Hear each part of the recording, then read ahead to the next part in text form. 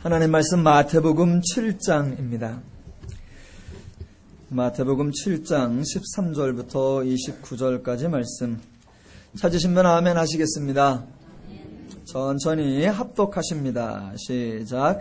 좁은 문으로 들어가라. 멸망으로 인도하는 문은 크고 그 길이 넓어 그리로 들어가는 자가 많고 생명으로 인도하는 문은 좁고 길이 협착하여 찾는 자가 적음이라.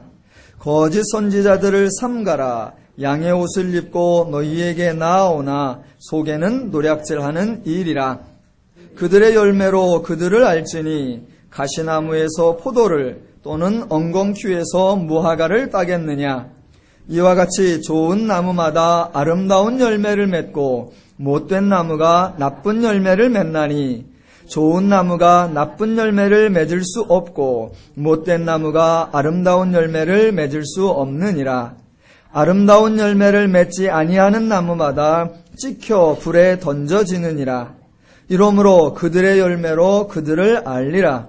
나더러 주여 주여 하는 자마다 다 천국에 들어갈 것이 아니요 다만 하늘에 계신 내 아버지의 뜻대로 행하는 자라야 들어가리라. 그날에 많은 사람이 나더러 이르되 주여 주여 우리가 주의 이름으로 선지자 노릇하며 주의 이름으로 귀신을 쫓아내며 주의 이름으로 많은 권능을 행하지 아니하였나이까 하리니 그때에 내가 그들에게 밝히 말하되 내가 너희를 도무지 알지 못하니 불법을 행하는 자들아 내게서 떠나가라 하리라.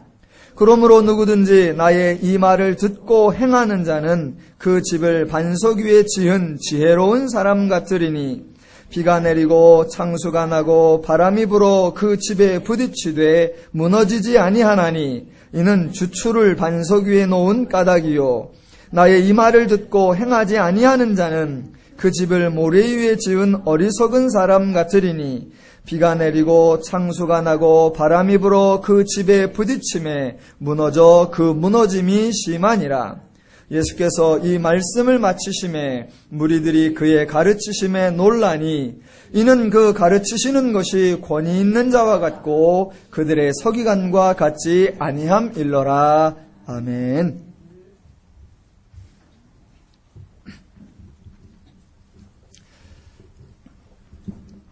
제가 아는 선배 목사님 중에 그 목사님 가족 구성원이 좀 독특하신 그런 분이 계십니다. 제가 아는 그 선배 목사님은 직업이 목사이십니다. 근데 그분에게 친형님이 한 분 계신데 그 형님의 직업은 스이십니다.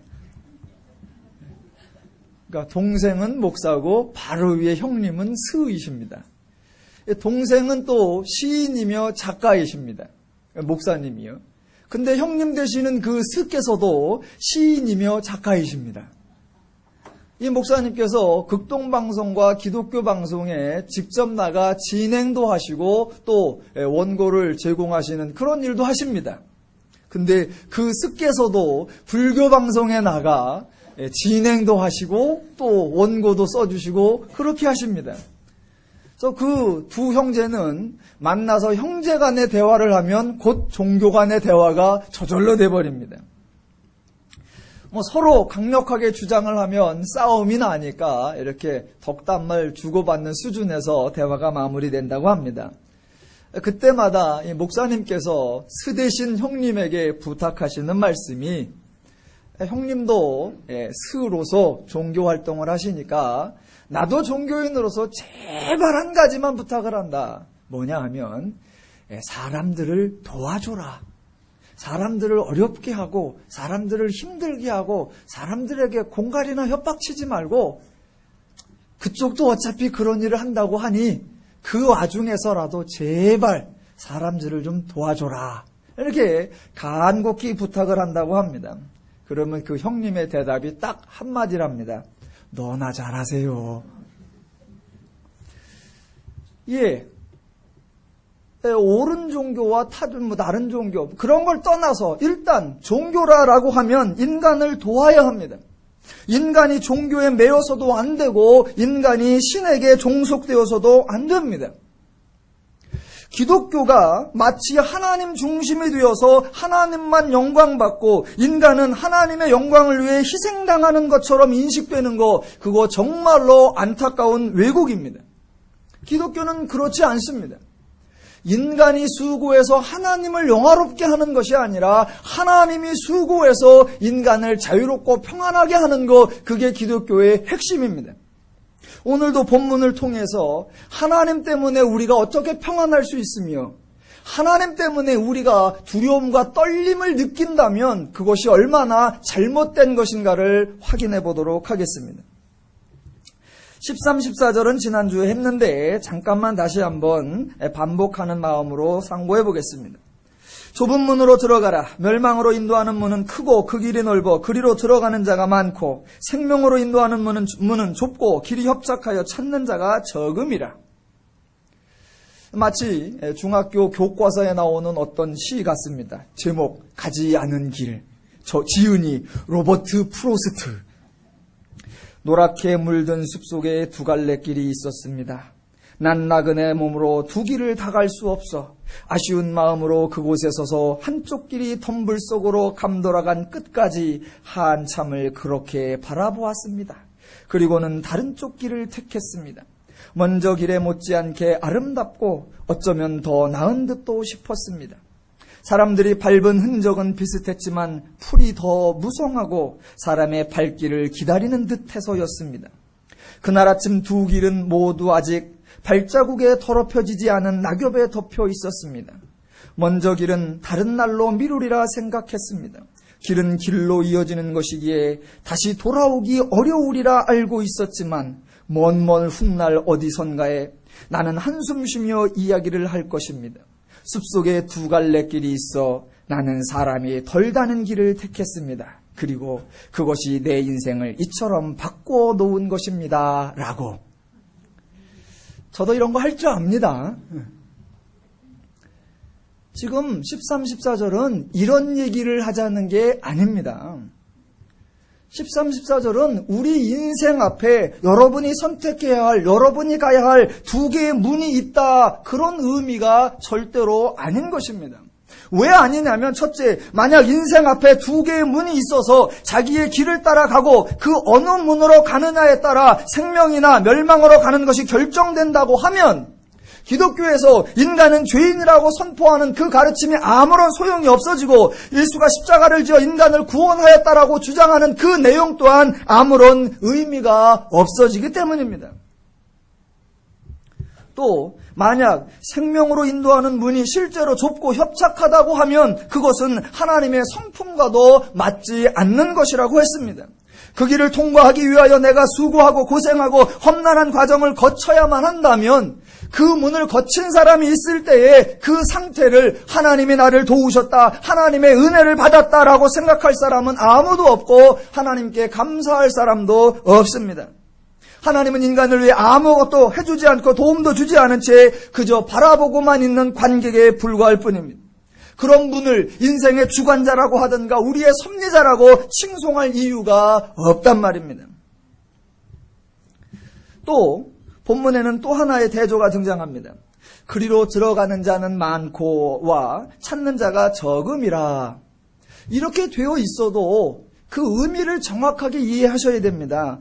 정확하게 표현하면 이렇습니다. 그리로 들어가는 자가 많고, 이 말은 모든 사람이 아예 그 안에 살고 있고 라는 말이고, 찾는 자가 적음이라 라는 말은 아예 찾는 자가 없음이라 라는 말과 같습니다. 왜냐하면 기독교는 아담 이래 모든 인간을 죄인으로 보고 있습니다.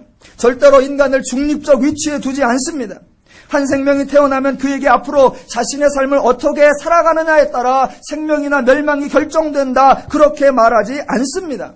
죄인은 이미 멸망의 자리에 있는 것입니다. 멸망으로 가는 길 위에 있는 것이 아니라 아예 멸망 그 자체에 속해 있고 안방처럼 자기 자리를 잡고 있는 것입니다. 그래서 아무도 찾는 자가 적은 것이 아니라 아예 찾는 자가 없다라는 것입니다. 찾는 자가 적다라는 표현 때문에 여러분 우리는 그 얼마 안 되는 숫자에 들어가야 합니다. 그리고 그 숫자는 정해져 있으니까 빨리 그 숫자에 들어가기 위하여 수고합시다라는 이단 같은 소리들을 해서는 안 됩니다. 다시 한번 요약하면 우리 앞에 멸망으로 인도하는 문과 생명으로 인도하는 문이 있어서 선택해야 할 두 가지 문, 그런 거 없습니다. 이미 죄인된 인간이 죄에게서 돌아 나올, 그래서 생명으로 옮겨갈 그럴 문은 우리 앞에 없습니다. 그래서 예수님께서 오신 것입니다. 아예 인간에게는 선택의 여지가 없기에 예수님이 오셔서 예수님이 직접 문이 되어 주시겠다고 하시는 겁니다. 요한복음 10장 7절로 10절에 보니까 그러므로 예수께서 다시 이르시되 내가 진실로 진실로 너희에게 이르노니 나는 양의 문이라. 나보다 먼저 온 자는 나 절도요 강도니 양들이 듣지 아니하였느니라. 내가 문이니 누구든지 나로 말미암아 들어가면 구원을 받고 또 들어가며 나오며 꼴을 얻으리라. 도둑이 오는 것은 도둑질하고 죽이고 멸망시키려는 것뿐이요 내가 온 것은 양으로 생명을 얻게 하고 더 풍성히 얻게 하려는 것이라 라고 말씀하시는 겁니다. 만약 인간에게 가능성이 있다라고 하면 예수님은 중립적인 문이 되어주시거나 또는 두 개의 문을 만들어 주셔야 합니다. 그런데 이미 인간이 죄인이라는 상태에 빠져 있기 때문에 예수님은 두 개의 문을 만드는 것이 아니라 하나의 문이 되어주시는 겁니다. 죄에게서 나오는 문이 곧 생명으로 들어가는 문, 예수께서 그 문이 되어주시는 겁니다. 그리고 13절에 보니까 첫 마디가 좁은 문으로 들어가라 라고 되어 있습니다. 예수님께서 문이 되어주실 테니까 너희가 그 문으로 들어가라 라는 식으로 이해를 하시면 안 됩니다. 예수님의 화법, 예수님의 수사법, 예수님의 어투를 잘 이해하셔야 합니다. 예수님은 우리에게 명령이나 권고를 하는 것이 아니라 언제나 예수님이 행하실 일을 선언하십니다.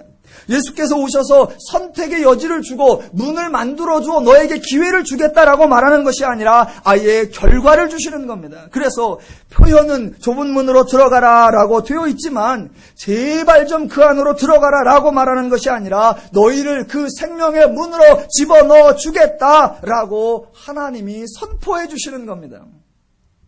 여러분이 좁은 문을 들어가야겠다고 마음 졸이고 애쓰시지 마시기 바랍니다. 여러분은 이미 생명의 문에 들어오신 분들이십니다.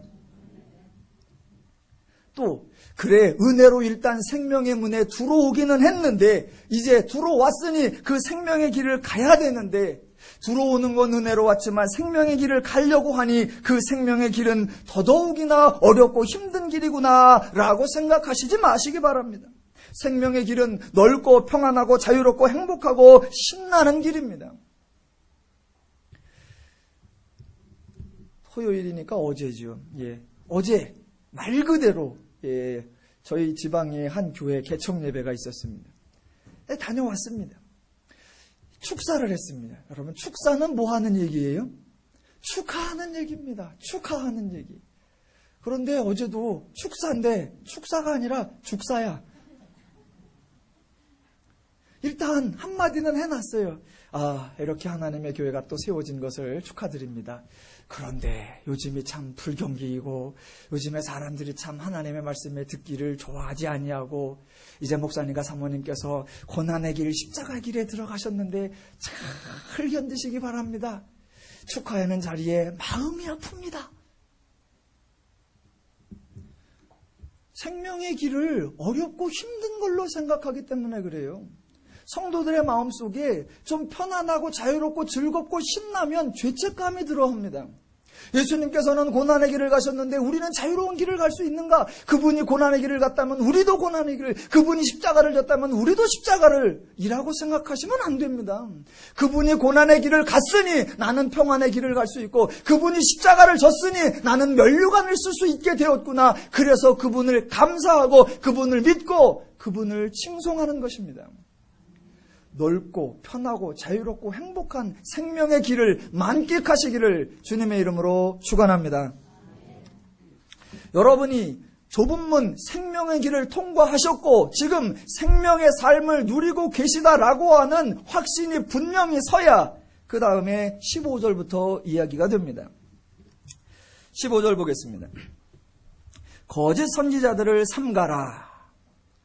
성경을 읽으실 때 누누이 말씀드리는 바 지금 이 말씀이 누구에게 하시는 말씀인가? 도대체 누구 들으라고 하는 말인가? 그 말씀의 대상을 잘 분별하셔야 됩니다. 거짓 선지자들을 삼가라 그러니까 대부분의 사람들은 누가 거짓 선지자인가? 이것만 관심을 갖습니다. 맞아. 목사들 중에도 거짓말하는 사람이 한둘이 아니야. 그러니까 잘 분별해야 되고 간증하는 사람들에게도 악한 영의 시인자들이 많으니까 우리가 잘 따져봐야 돼 라고 말합니다. 본문은 그런 얘기가 아닙니다. 지금 이 말씀을 듣고 있는 청중은 예수님 당시의 유대인들, 더 넓게 말하면 죄인들, 더 넓게 말하면 모든 인간들입니다. 그들에게 예수님이 행하실 일, 다시 말하면 그들에게 되어질 일들을 예수님께서 5장부터 말씀해 오고 계십니다. 그래서 청중은 그 당시 예수님 앞에 있는 죄인들, 인간들 정해져 있고요. 그러면 그 말씀하시는 내용의 당사자가 누구냐? 청중은 죄인들인데 지금 이 이야기는 누구 이야기를 하고 있느냐라는 것입니다. 15절에 거짓 선지자들을 삼가라 라고 시작해서 문맥이 하나의 문맥으로 쭉 이어져 27절까지 갑니다. 그러니까 15절부터 27절까지는 한 사람에 관한 겁니다. 한 대상입니다. 누구냐면 거짓 선지자에 관한 것입니다. 지금 예수님의 말씀을 듣고 있는 사람들에게 거짓 선지자들에 대해서 말씀하고 계십니다. 그러니까 15절부터 27절 전체는 거짓 선지자를 설명하는 겁니다. 여러분에게 질문을 해보겠습니다. 여러분은 누구이십니까? 주관식은 어렵지요. 객관식으로 내보겠습니다. 여러분은 누구이십니까? 1번 거짓 선지자, 2번 성도. 정답은 2번 성도. 예, 잘 맞추셨습니다. 그러면 이제부터 상고할 15절부터 27절까지는 여러분에 관한 얘기다. 거짓 선지자에 관한 얘기다. 예, 거짓 선지자에 관한 겁니다. 그러니까 이 본문을 읽고 여러분이 시험에 들면 된다, 안 된다? 안 된단 말입니다. 본문에서 말하고 있는 것은 거짓 선지자에 관한 것입니다. 자, 15, 16절 읽어보겠습니다. 거짓 선지자들을 삼가라. 양의 옷을 입고 너희에게 나오나 속에는 노략질하는 이일이라. 그들의 열매로 그들을 알지니 가시나무에서 포도를 또는 엉겅퀴에서 무화과를 따겠느냐.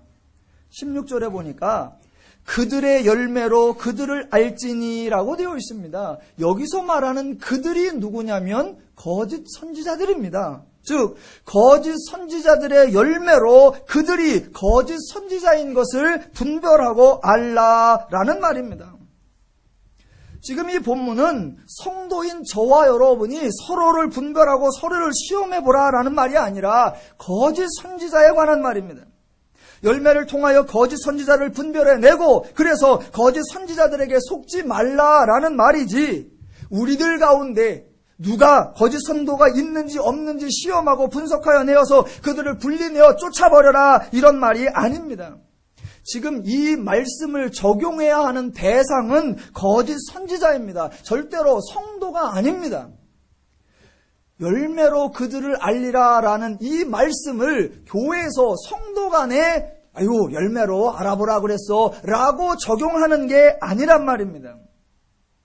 거짓 선지자는 아무리 잘해도 거짓 선지자이고 성도는 아무리 못해도 성도입니다. 지금 이 말씀은 거짓 선지자들에 해당하는 말씀입니다. 그러면 거짓 선지자의 특성을 살펴보도록 하겠습니다.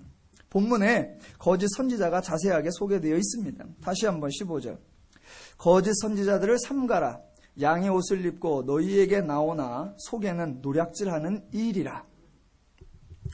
자, 흔히들 거짓 선지자 그러면 겉과 속이 다른 자라고 말을 합니다. 그런데 겉과 속이 다른 자, 이건 거짓 선지자가 아닙니다. 겉과 속이 다른 자를 부르는 말은 따로 있습니다. 겉과 속이 다른 자, 다른 표현으로 자기의 존재됨과 행동이 다른 자, 자신의 존재와 자신의 행동이 다른 자, 이런 사람을 제가 2주 전에 6장에서 말씀을 드렸습니다. 물론 제가 여러분이 기억을 하리라고 기대는 하지 않겠습니다. 그러니까 자기의 존재와 행동이 다른 자를 6장에서는 뭐라고 했냐면 외식하는 자라고 했습니다. 자, 그때 제가 설교할 때 여러분에게 여러분 의식하지 맙시다 이런 말을 한 적이 없습니다. 또 성경도 여러분에게 성도는 의식하지 말지라 라는 말이 없습니다. 성경에 나오는 말은 외식하는 자와 같이 하지 말라 이런 말만 있습니다. 왜냐하면 원래 외식이라는 것은 없기 때문에 그렇습니다. 무슨 표현이냐? 겉과 속이 다른 것 그런 건 없습니다. 존재와 행동이 다른 것 그런 건 없습니다. 성경은 존재와 행동을 언제나 일치시켜서 생각하지 이런 존재인데 저런 행동을 하고 저런 존재인데 이런 행동을 하는 존재와 행동이 다른 것을 말하지 않습니다. 그래서 성도는 존재와 행동이 일치하는 자이고 비성도도 존재와 행동이 일치하는 자입니다. 무슨 말이냐면 16, 17절 보십시오. 그들의 열매로 그들을 알지니 가시나무에서 포도를 또는 엉겅퀴에서 무화과를 따겠느냐. 이와 같이 좋은 나무마다 아름다운 열매를 맺고 못된 나무가 나쁜 열매를 맺나니 좋은 나무가 나쁜 열매를 맺을 수 없고 못된 나무가 아름다운 열매를 맺을 수 없느니라. 예, 예수님은 나무와 열매를 동일한 것으로 본단 말입니다. 포도나무라고 하는 존재가 엉겅퀴라는 것을 맺을 수 없고 가시나무라고 하는 것이 무화과를 맺을 수 없다라는 겁니다. 존재와 행동은 같다라는 겁니다. 자, 본문은 성도들에게 사람은 겉과 속이 같아야 돼 그런 말을 하는 게 아니고 또 비성도들에게 사람이 말이야 말과 행동이 같아야지 이런 말을 하는 것이 아닙니다. 성경은 인간은 겉과 속이 같다라고 말하는 거예요. 그런데 지금 여러분이 의아한 표정을 다 짓고 있습니다. 겉과 속이 얼마나 사람이 다른데 아니요. 성경은 나무에서 열매가 나오고 포도나무가 포도열매, 사과나무가 사과열매, 좋은 나무가 좋은 열매, 나쁜 나무가 나쁜 열매, 존재와 행동이 같다, 겉과 속이 같다라고 강조하는 겁니다. 그런데 우리는 자꾸 저와 여러분 우리는 겉과 속이 다를 수 있다라고 생각을 한단 말입니다. 즉 거짓 선지자도 겉과 속이 같습니다. 자, 그래서 겉을 보았으면 속을 알아야 하고 속을 보면 겉을 알아야 합니다. 그런데 우리는 겉은 보면서도 속을 모르고 속을 보면서도 겉을 모른다는 것이 문제입니다. 거짓 선지자가 겉과 속이 달라서 우리를 속이는 거 그게 문제가 아니라 우리가 거짓 선지자의 특성을 잘 모른다는 게 문제란 말입니다.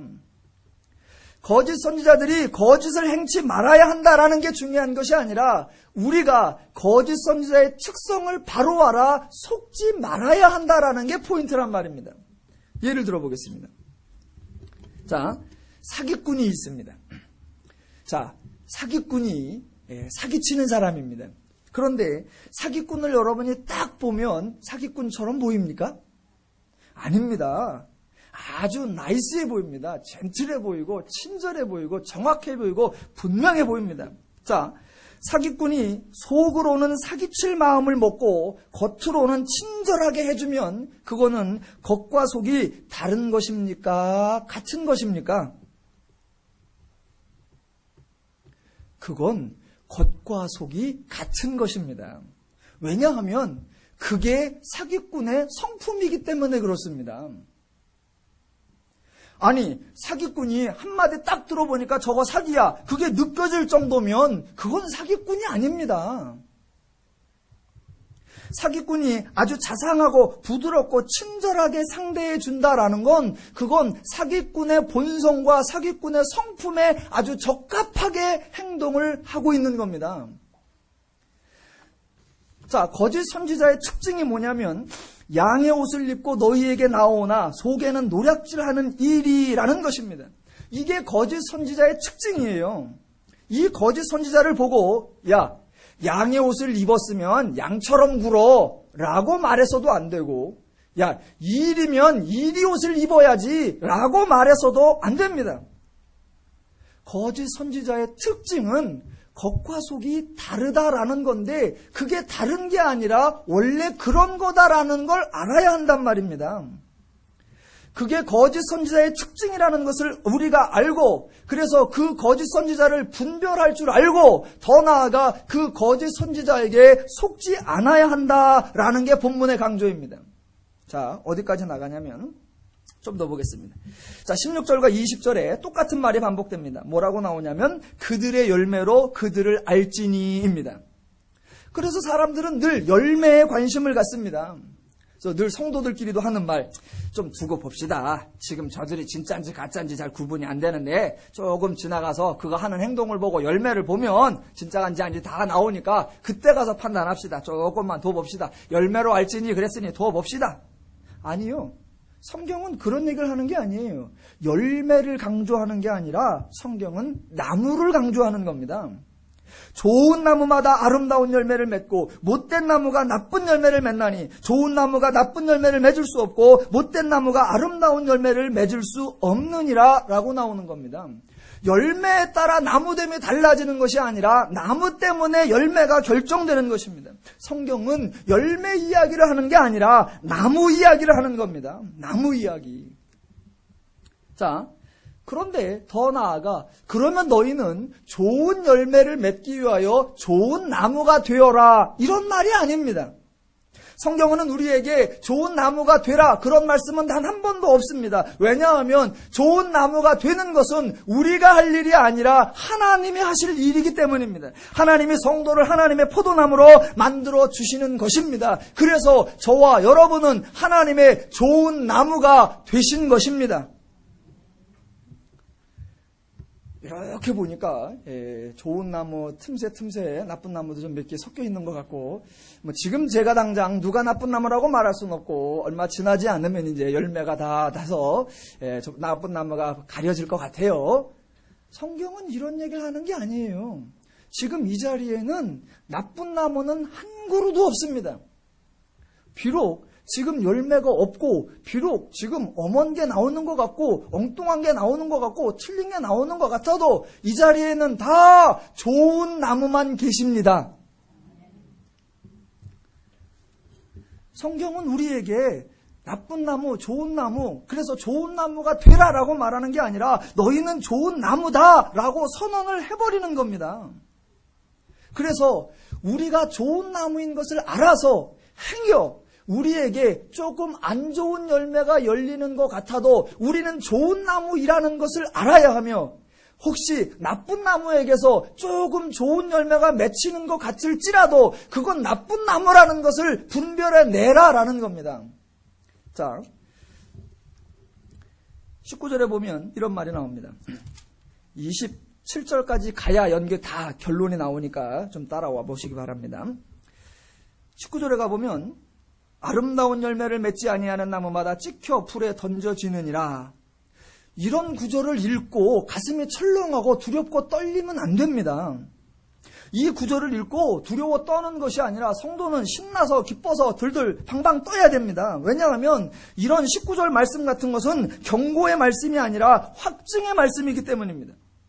저와 여러분을 누가 나무되게 했냐면 하나님이 하셨습니다. 하나님이 우리의 목자요, 하나님이 우리의 농부요, 하나님이 우리의 주인이십니다. 그런데 우리를 포도나무가 되게, 하나님의 나무가 되게 만들어 주신 분이 하나님이신데, 하나님이 만들어 놓은 나무에 열매가 없다 그러면 그건 누구 책임입니까?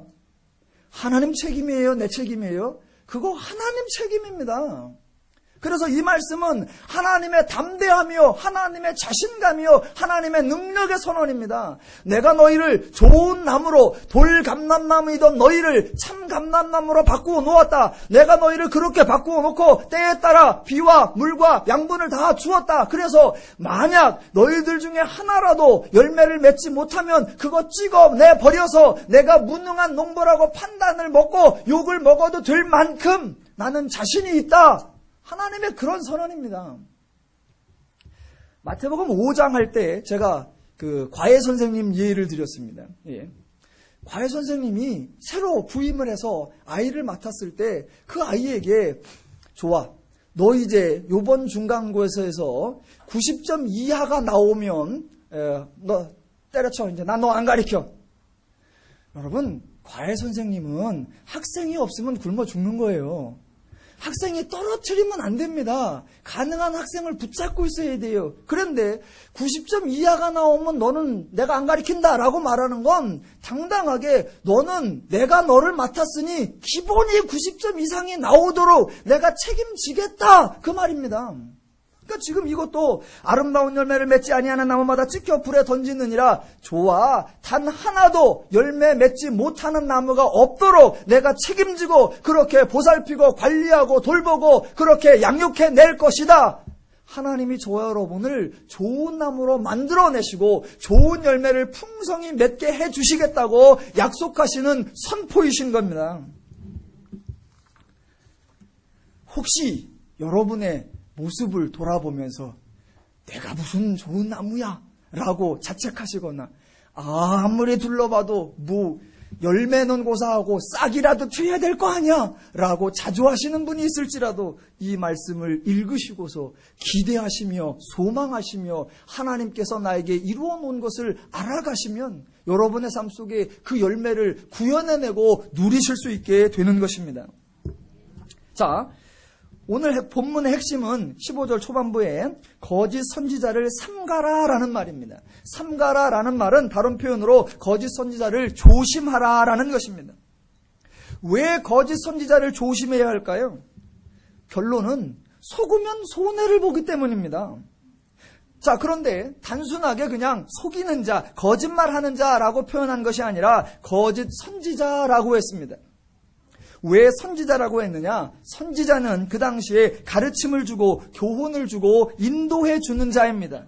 그러니까 거짓 선지자라는 말은 거짓된 가르침을 주는 자, 그릇된 교훈을 주는 자, 망령된 진리를 선포하는 자, 그런 자들을 조심하고 그들에게 속지 말라라는 겁니다. 자, 15절부터 27절까지는 한 내용입니다. 그 중에 15절부터 20절까지 나무 비유를 들었던 게 다시 반복하는 게 21절부터 27절입니다. 21절 보겠습니다. 나더러 주여 주여 하는 자마다 다 천국에 들어갈 것이 아니요 다만 하늘에 계신 내 아버지의 뜻대로 행하는 자라 들어가리라. 자, 이 말씀은요, 대조가 나오는데 흔히들 이렇게 생각을 합니다. 주여 주여라고 말만 하는 자들, 그런 자들은 천국에 못 들어가고 하늘에 계신 내 아버지의 뜻대로 행하는 자, 말로는 누가 못해, 말만 떠드는 따따붙다 하는 자들이 들어가는 게 아니라 말씀대로 행하는 자가, 실천하는 자, 몸소 움직여 행동하는 자, 그런 사람이 들어가는 거야 라고 생각들을 합니다. 그런데 그렇지 않습니다. 지금 이 본문에는 따따붙다 말만 하는 자와 행동하는 자가 대조하는 것이 아니라 두 개의 다른 기준이 등장하는 겁니다.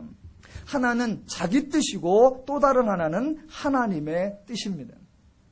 거짓 선지자들은 이렇게 말하는 겁니다. 인생의 원리는 다 똑같아. 다 착하게 살자는 것이고 다 잘해보자는 것이고 행복하게 살자는 것이지.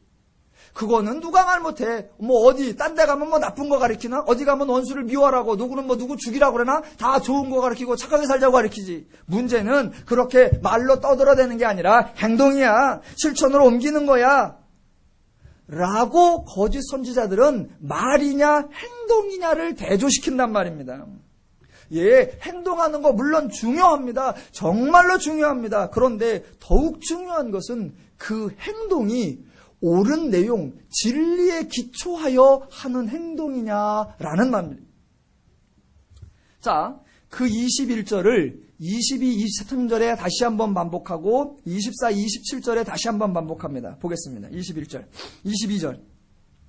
그날에 많은 사람이 나더러 이르되 주여 주여 우리가 주의 이름으로 선지자 노릇하며 주의 이름으로 귀신을 쫓아내며 주의 이름으로 많은 권능을 행하지 아니하였나이까 하리니.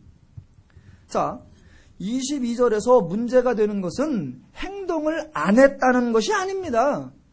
아무것도 안 했기 때문에 문제가 되지 않습니다.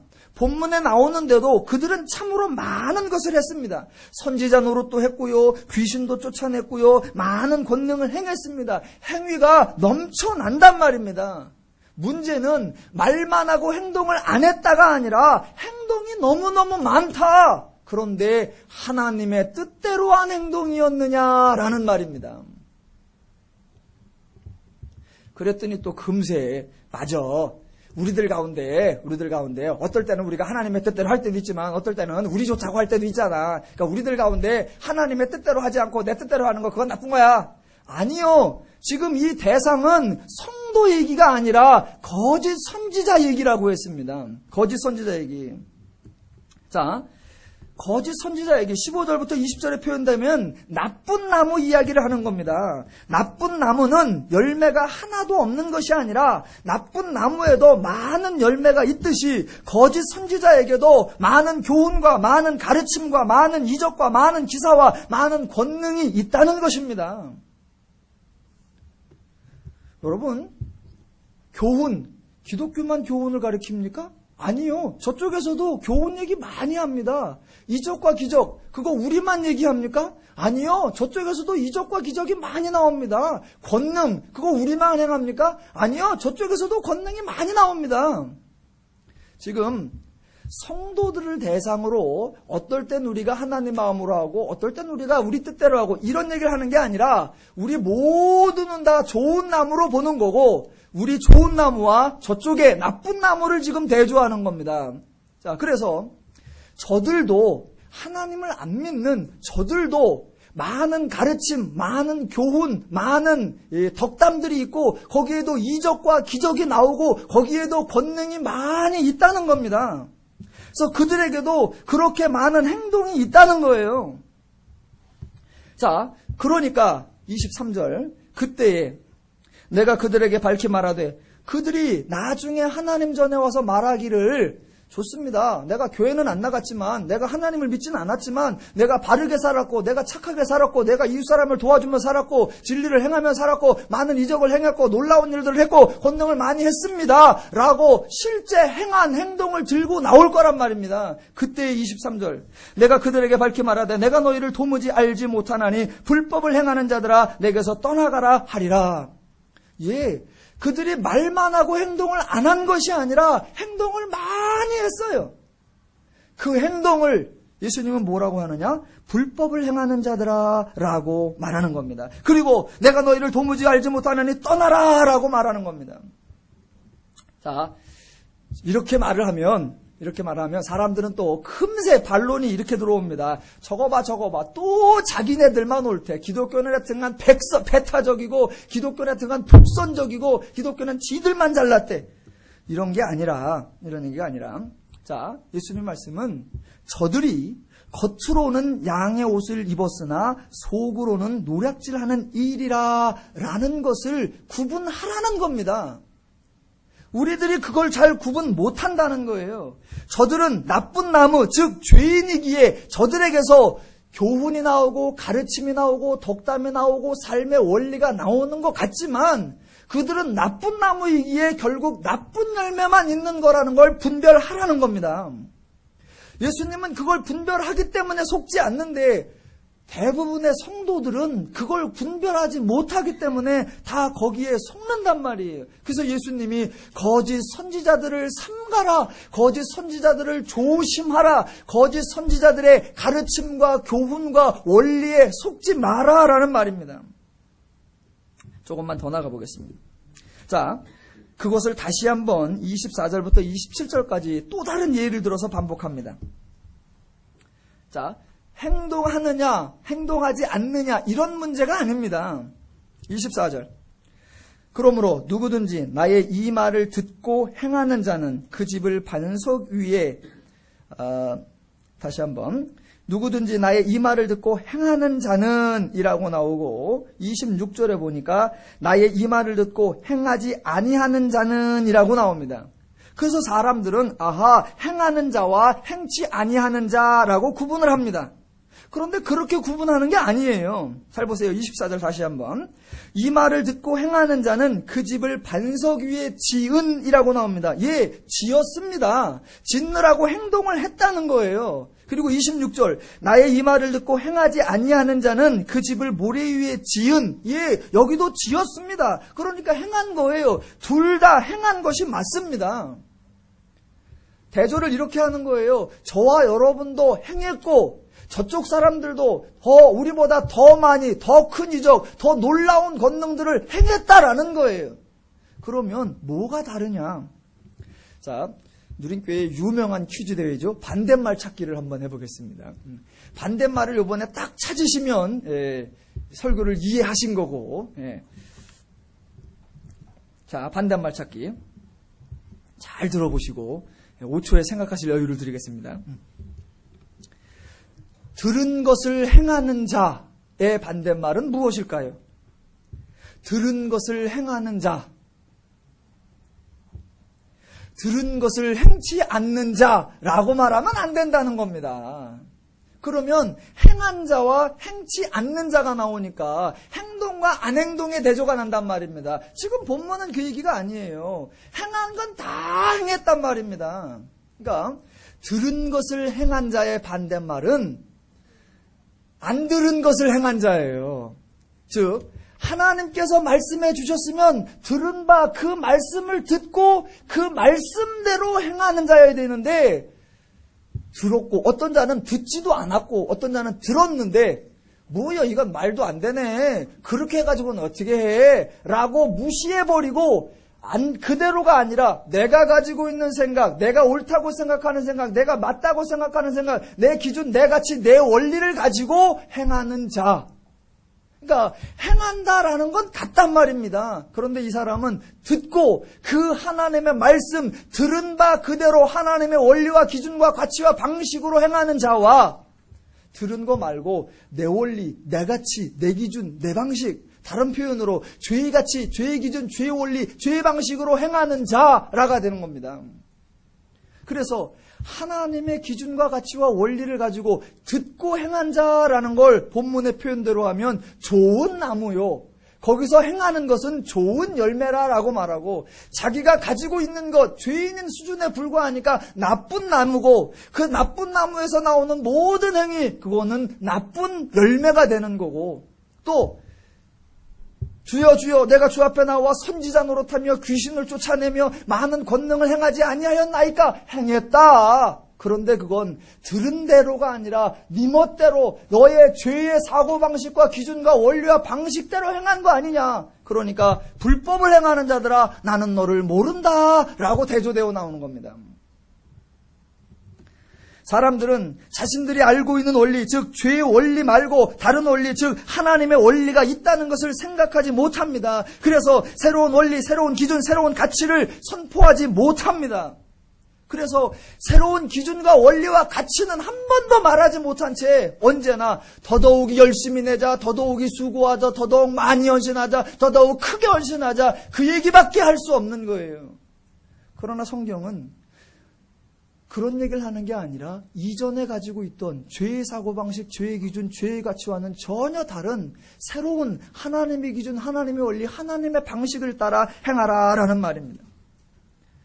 행위는 같단 말입니다. 얼뜻 보면 맨날 우리가 비판받는 게 그거잖아요. 야, 예수 안 믿는 착한 일 많이 한 사람하고 예수님 믿는 나쁜 일 많이 한 놈하고, 그 행위로 보면 예수 믿는 나쁜 놈하고 예수 안 믿는 착하신 분하고 보면 착하신 분이 훨씬 나아 보인단 말입니다. 성경은 겉에 드러난 열매 이전에 나무의 문제를 언급한단 말입니다. 나무의 문제, 뿌리의 문제. 그래서 주의 말씀을 듣고 그렇게 말씀대로 행한 자가 본문에 뭐라고 나오느냐? 반석 위에 지은 자라고 나오고, 말씀을 들었는데 그 말씀대로가 아니라 너의 방식, 죄의 기준, 죄의 원리로 행하는 자 뭐라고 하느냐? 모래 위에 세운 자. 집 얘기를 하는 게 아니라 반석 얘기를 하는 거고, 나무 열매 얘기를 하는 게 아니라 뿌리 얘기를 하는 거고, 나무 얘기를 하고 있단 말입니다. 자, 하나만 더 나가 보겠습니다. 비가 내리고 창수가 나고 바람이 불어 그 집에 부딪히되, 이 표현은 두 쪽 모두에게 나옵니다. 성도는 그런 상황을 안 만나고 비성도는 허구한 날 그런 상황을 만나는 것이 아닙니다. 인간이 살아가는 상황과 처지와 환경은 똑같습니다. 성도가 당하는 일 세상 사람들도 당하고 세상 사람들 당하는 일 성도도 당합니다. 그런데 본문에 반석 위에 세운 자는 무너지지 않는다라고 말합니다. 여러분 안 무너지고 계시지요? 이걸 여러분이 아멘으로 증거를 해야지 저도 그렇게 됐으면 좋겠어요 라고 소망을 하시면 안 됩니다. 똑같은 일을 당해도 세상 사람들은 그 일을 당해낼 때에 무너지고 쓰러짐이 크다 합니다. 성도는 그 일을 만날 때에 견고하고 흔들림이 없다라고 말하는 겁니다. 왜? 내 삶에 대한 근본 목적이 다르고 원리가 다르고 가치가 다르고 기준이 다르고 방식이 다르기 때문입니다. 자, 그러면 다시 한번 처음으로 나와서 결론을 해보겠습니다. 왜 거짓 선지자들을 삼가라? 거짓 선지자가 누구냐라고 말할 때 흔히 일반적으로는 바리새인들, 서기관들, 율법사들 그렇게 말할 수 있습니다. 그러나 지금 성경이 본질적으로 말하는 거짓 선지자들은 하나님의 진리 이외의 모든 교훈과 가르침이 다 거짓 선지자입니다. 왜냐하면 하나님 말씀 말고 EBS에서도 여러분, 세상에는 공짜가 없습니다. 심은 대로 거두는 겁니다. 내가 열심히 상대를 감동시켜야 상대가 나에게도 조금이나 해줄 수 있습니다. 그 얘기를 하면 그게 거짓 선지자고, KBS에서도 그렇게 하면 그것도 거짓 선지자고, 학교에서 그렇게 하면 그것도 거짓 선지자고, 하나님의 원리, 하나님의 진리 이외의 모든 세상의 가르침, 그거 다 거짓 선지자입니다. 자, 에베소서에 가면 이런 말이 나온다 그랬습니다. 너희가 세상 교훈의 풍조에 흔들리지 말고라고 나옵니다. 교훈이라고 하는 건 좋은 얘기고 옳은 얘기고 맞는 이야기입니다. 그런데 성경이 그 세상 교훈의 풍조에 흔들리지 말라라고 합니다. 왜?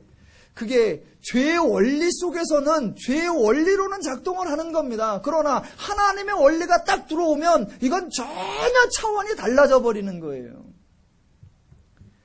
지금 예수님께서 5장, 6장, 7장의 마무리에서 너희들을 내가 좋은 나무로 하나님의 진리를 아는 자로 하나님의 성품을 행할 수 있는 자로 다 바꾸어 놓았다. 반석 위에 너희를 세워 놓았다. 너희가 반석 위에 서 있는 좋은 나무요 하나님의 자녀인 것을 견고히 알고 행여 너희들에게 더 좋은 것인 양, 더 효과적인 것인 양, 더 뛰어난 것인 양 주어지는 온갖 가르침과 교훈과 어떤 좋아 보이는 그럴듯해 보이는 열매 같아 보이는 것들 그런 거에 미혹당하지 말고 속지 말고 요동하지 마라. 지금 그렇게 결론이 나는 것입니다. 자, 그렇게 말씀을 다 하시고 나니까 28절에 예수께서 이 말씀을 마치심에 무리들이 그의 가르치심에 논란이라고 되어 있습니다. 예수님의 가르침에 사람들이 놀랬다고 그랬습니다. 왜 놀랬느냐? 예수님 말씀에는 방법론이 없기 때문입니다. 예수님 자신이 우리를 그렇게 변화시켜 주시겠다는 선언이지 방법론이 없습니다. 제가 어디 세미나 같은 데 가는 걸 별로 안 좋아합니다. 왜 안 좋아하냐면 가면 마음이 편안해지는 게 아니라 짐을 몇 배로 더 싸들고 와요. 꼭 가면 질문을 해. 가면 오늘 이 자리에 앉으신 목사님들 중에서 교회가 300명 이상 되시는 분, 그럼 나한테 수그려야 돼. 이 자리에 뭐 안수 집사님이 한 20분 이상 계시는 분, 그럼 나 수그려야 돼. 뭐 자기 건물 갖고 뭐 재정 자립도가 1년에 그래도 몇 프로 되시는 분, 그럼 나 그냥 수그려야 돼. 그러면 이제 그렇게 되시는 분 말고 손 못 들으신 분은 잘 들으셔. 손 못 들으신 분. 자, 이 중에 손 못 들으신 분 중에서 새벽 기도 나가서 5시간 이상 기도하는 사람, 그럼 난 지하실로 내려가야 돼. 그러면 나오는 말이 꼭 그래요. 그것봐. 그러니까 그러지. 또 300명 안 되는 사람 중에서 철야하는 사람 손 들어봐. 그럼 또 난 또 지하실로 내려가야지. 그럼 또 철야 일주일에 몇 번 해? 한 번 하는 사람. 그럼 난 또 지하 3층 가야 돼, 이제. 남들이 한 번 할 때 한 번 해가지고는 어떻게 해? 남들이 한 번 하면 당신은 3번을 해야지.